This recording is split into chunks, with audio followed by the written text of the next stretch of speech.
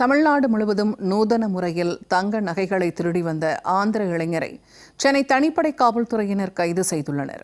டிப்டாக்காக வலம் வந்து நகைகளை திருடி வந்த கில்லாடி திருடன் சிக்கியது எப்படி என்பது குறித்து இந்த செய்தி தொகுப்பில் விரிவாக பார்க்கலாம்.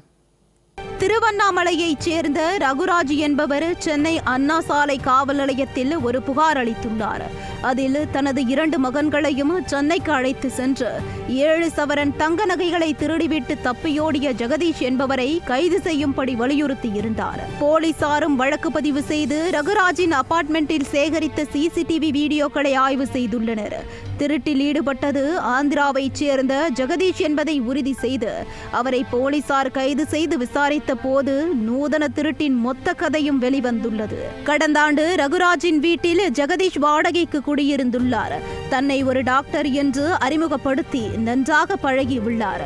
2 மகன்களும் நன்றாக இருப்பதாகவும் மாடலிங் மற்றும் சினிமாவில் நுழைந்தால் சிறந்த எதிர்காலம் இருக்கும் என்றும் சென்னையில் உள்ள தனக்கு தெரிந்த ஸ்டூடியோவில் பல்வேறு கெட்டப்புகளில் போட்டோ ஷூட் நடத்தி அந்த போட்டோக்களை வைத்து சினிமா மற்றும் மாடலிங் துறையில் வாய்ப்பு கேட்கலாம் என்று ரகுராஜுக்கு ஜெகதீஷ் ஐடியா கொடுத்துள்ளார். மோதிரம், செயின் உள்ளிட்ட நகைகளை போட்டு போட்டோ எடுத்தால் கெத்தாக இருக்கும் என்றும் கூறியுள்ளார்.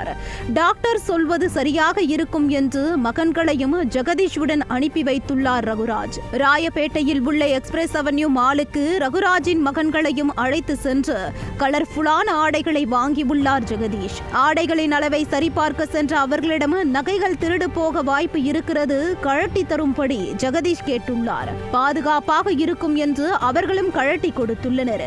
துணிகளை வாங்கிக் கொண்டு வெளியில் வந்து பார்த்த போது நகைகளோடு ஜெகதீஷ் ஓட்டம் பிடித்தது தெரிய வந்துள்ளது. இது தொடர்பாக ரகுராஜ் அளித்த புகாரின் பேரில் வழக்கு பதிவு செய்த போலீசார் தனிப்படை அமைத்து தேடுதல் வேட்டையில் ஈடுபட்டனர். சிசிடிவி கேமரா காட்சிகளை ஆய்வு செய்து அதன் அடிப்படையில் நூதன திருட்டு ஆசாமி ஜெகதீஷை தனிப்படை போலீசார் கைது செய்துள்ளனர்.